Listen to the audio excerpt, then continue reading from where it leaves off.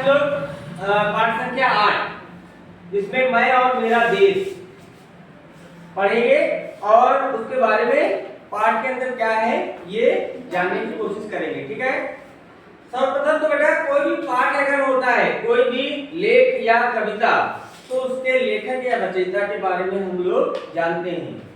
ये मैं और मेरा देश जो पाठ है इसके लेखक हैं श्री कन्हैयालाल मिश्र प्रभाकर जी, जो हिंदी के एक प्रसिद्ध निबंधकार थे।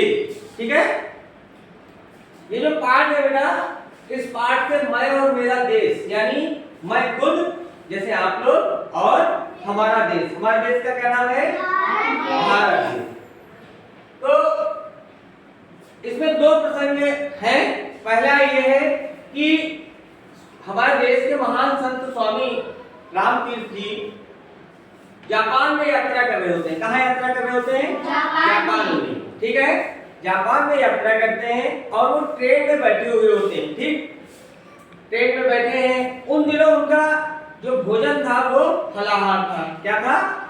फलाहार, यानी वो फल खाते थे। ठीक, तो वो एक स्टेशन पे उतरते हैं, वहां पर वो फल लेने के लिए उतरते हैं और देखते हैं कि कहीं पर दुकान पे, कोई भी दुकान पे फल नहीं लगे हुए हैं। स्वामी रामदेव जी के मन में या उनके मुख से अचानक ये निकलता है कि शायद जापान में फल नहीं मिलते हैं। ठीक, इतनी सी बात वहां पे एक स्टेशन पे भाई भीड़ रहती ना, एक जापानी युवक ये बात सुनता है और वो दौड़ के एक टोकरी भर फल ले आता है। क्या ले आता है? टोकरी भर फल ले आता है और कहता है कि लीजिए। अब स्वामी जी सोचते हैं कि ये, हमें लगता है कि कोई फल विक्रेता होगा भाई, इसने सुना और ये, तो वो पैसे देने लगते हैं। तब वो जापानी युवक कहता है कि आप मुझे पैसे मत दीजिए, मैं फल विक्रेता नहीं हूँ, लेकिन जब आप अपने देश भारत जाइएगा तो ये मत कहिएगा वहां कि हमारे जापान में, हमारे देश जापान में फल नहीं मिलते हैं। ठीक है, कहानी का आशय यह है कि उस व्यक्ति ने छोटे से काम से अपने देश जापान का गौरव बढ़ाया, है ना। पर उसे क्या जरूरत थी फल लाके तुरंत देना, और फल के बदले पैसे भी नहीं लिए। ठीक है, दूसरा प्रसंग इसी पाठ में जो हम लोग पढ़ चुके हैं और अभी आगे पढ़ेंगे भी। दूसरा प्रसंग यह होता है कि देखिए बेटा, हमारे देश में भी बाहर से विदेशी छात्र आते हैं पढ़ने। ठीक है, बड़ी बड़ी यूनिवर्सिटी IITs में आते हैं। तो इसी तरीके से जापान में भी विदेशों के बच्चे पढ़ने जाते हैं। ठीक है, तो वहां पर एक किसी देश का एक छात्र पढ़ने के लिए जाता है, अध्ययन करने के लिए जाता है, और वो एक लाइब्रेरी यानी पुस्तकालय में जाता है और वहां से एक पुस्तकालय से एक किताब इशू कराता है। जैसे हम लोगों के विद्यालय में पुस्तकालय है ना, तो उसमें हम लोग यहाँ निकलवाते हैं, निकाल लेते हैं और फिर पढ़ के रख देते हैं, उसको साइन कर देते हैं। ठीक है, तो इसी तरीके से वो लाइब्रेरी से अपनी एक पुस्तक निकलवा लेता है जो छात्र होता है। अब होता क्या है, वो पुस्तक में देखता है कि यार इसमें तो बड़े दुर्लभ चित्र लगे हुए हैं। दुर्लभ चित्र लगे होने के कारण वो उन दुर्लभ चित्रों को उस पुस्तक से अलग कर लेता है। ठीक, यानी वो चुरा लेता है। ठीक भाई, अलग करने का मतलब है चुरा ही लिया। ये बात बगल में बैठे हुए एक जापानी छात्र देख लेता है और वो उसकी शिकायत जो वहां के लाइब्रेरी का जो इंचार्ज होता है, ठीक है, यानी जो पुस्तकालय प्रभारी होता है, उनको बताता है कि सर इस बच्चे ने ये चित्र चुराए हैं। भाई लाइब्रेरी का इंचार्ज पुलिस में सूचना देता है। पुलिस में जब सूचना जाती है तो उस छात्र को कमरे से पुलिस जाती है और कमरे पर उसके छात्र के वो दुर्लभ चित्र बरामद करती है। ठीक है, फिर आगे की कार्रवाई जानते हो बेटा क्या होती है? उस छात्र को तो जापान से निष्कासित ही किया गया।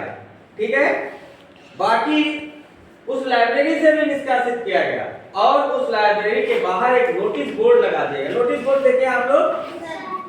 वही नोटिस बोर्ड देखा है ना, एक नोटिस बोर्ड लगा दिया गया, उस पर लिख दिया गया कि ये छात्र, उसका जो नाम था वो, और प्लस ये भी लिखा गया कि ये छात्र और इस देश के किसी भी निवासी या किसी भी युवक का प्रवेश वर्जित है या प्रतिबंधित है, यानी वो लाइब्रेरी में नहीं घुस सकता था। ठीक, तो इस चीज से बेटा अब देखिए, एक जापानी युवक अपने देश का गौरव बढ़ाने के लिए तुरंत फल की टोकरी लाता है और कहता है कि स्वामी जी, आप भारत देश जाके ये मत कहिएगा कि जापान में फल नहीं मिलते हैं। दूसरी तरफ वो जो विदेशी छात्र वहां जापान में पढ़ने जाता है तो वो दुर्लभ चित्र चुरा लेता है।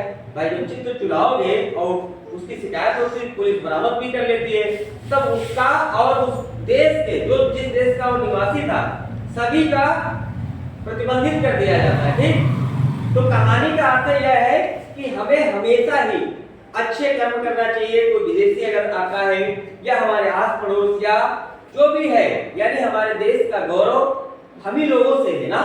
अगर हम लोग अच्छे काम करेंगे तो हमारे देश को प्रसिद्धि मिलेगी। अभी आप लोगों ने देखा कि पिछली तारीखों में चंद्रयान का प्रक्षेपण हुआ था, ठीक ना। चंद्रयान गया, चंद्रयान 3 के नाम से ना, तो उसको प्रक्षेपित किया किसने? इसरो के वैज्ञानिक गणों ने। ठीक है भाई, पूरी टेक्निकल टीम लगी हुई थी, साइंटिस्ट लगे हुए थे, सभी के प्रयास से गया ना।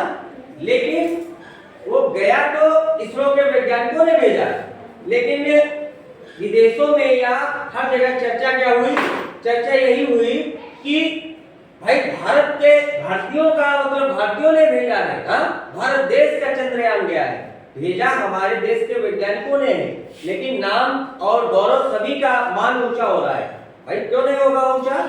मान लिया हमारे गांव से कोई अभी आईएएस बन जाता है, तो ये तो भाई आईएएस तो केवल अकेला बना है ना, लेकिन कहेंगे क्या हमारे गांव का वो लड़का, जब बेटा लखीमपुर या कोई सुंदरौली या पास के किसी कस्बे में बात होगी तो उस बच्चे का नाम नहीं भले जानते हो, लेकिन ये तो जानते होंगे कि फलाने गांव का वो बच्चा आईएएस हो गया है। तो इस कहानी से मैं और मेरा देश से यही सीख मिलती है कि हमें हमेशा अच्छा कार्य करना चाहिए, अपने देश के प्रति ईमानदार रहना चाहिए, कोई भी ऐसा काम ना करे। अच्छा ये बताइए, क्या हम लोग केला खा के छिलका सड़क पर डालते हैं? नहीं डालते ना, वरना हम लोग का वही हाल हो जाएगा। लाला जी ने केला खाया, केला खा के मुंह पिचकाया, कदम के नीचे छिलका आया, लाला जी गिरे धराम, मुंह से निकला खाया। तो ये चीज हम लोग नहीं करते ना।